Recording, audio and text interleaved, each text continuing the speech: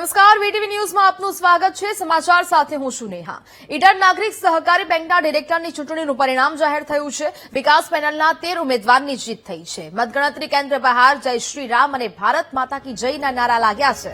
ભાજપની વિકાસ પેનલની જીત થતા હોદ્દેદારો અને કાર્યકર્તાઓમાં ખુશીની લહેર વ્યાપી છે। તે ડિરેક્ટર માટે 20 ઉમેદવારોએ ઉમેદવારી નોંધાવી હતી। ચૂંટણીના દિવસે 40% મતદાન થયું હતું। 6500થી વધુ સભાસદોએ મતાધિકારનો ઉપયોગ કર્યો હતો અને હવે આજે આ પરિણામ છે તે જાહેર થયું છે। કાર્યકર્તાઓમાં ઉત્સાહ જોવા મળી રહ્યો છે, ખુશી જોવા મળી રહી છે। વિકાસ પેનલના 13 જેટલા ઉમેદવારની જીત થઈ છે।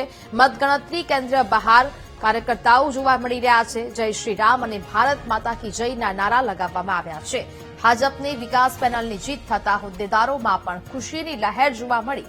તે ડિરેક્ટર માટે 20 ઉમેદવારોએ ઉમેદવારી નોંધાવી હતી।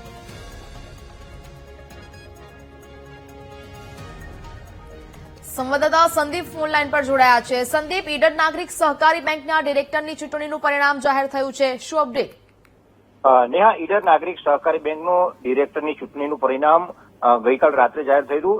નગર જે સહકારી નાગરિક બેંક છે તે બેંકની ચૂંટણીમાં ગરમાવો જોવા મળી રહ્યો હતો। બંને પેનલો વચ્ચે ખરાખરીનો જંગ છે તે ખેલાઈ રહ્યો હતો અને નાગરિક સહકારી બેંકમાં 13 ડિરેક્ટરો માટે 20 ઉમેદવારો મેદાને હતા, જેને લઈને ગઈકાલે ઇલેક્શન હતું અને ત્યારબાદ રાત્રિ દરમિયાન તેનું પરિણામ જાહેર થયું હતું। વિકાસ અને સમરસ બે પેનલ વચ્ચે ખરાખરીનો જંગ છે તે ખેલાઈ રહ્યો હતો અને વિકાસ પેનલની 13 ઉમેદવારોને વિજય થતા પરિણામ જાહેર થતા મતદારોમાં ખુશી જોવા મળી હતી અને વિકાસ પેનલના સમર્થકો સહિત લોકોમાં આનંદ છવાયો હતો અને ભાજપના દ્વારા બેંકમાં બનાવેલી આ વિકાસ પેનલમાં 13 જેટલા ઉમેદવારનો વિજય થતા ખુશીનો માહોલ હતો। ત્યારે મતગણતરી દરમિયાન જય શ્રીરામ અને જય ભારત માતા કી જયના નારા લાગ્યા હતા અને ભાજપની પેનલનો નાગરિક સહકારી બેંકમાં વિજય થતા હોદ્દેદારો અને કાર્યકર્તાઓમાં ખુશી જોવા મળી રહી હતી।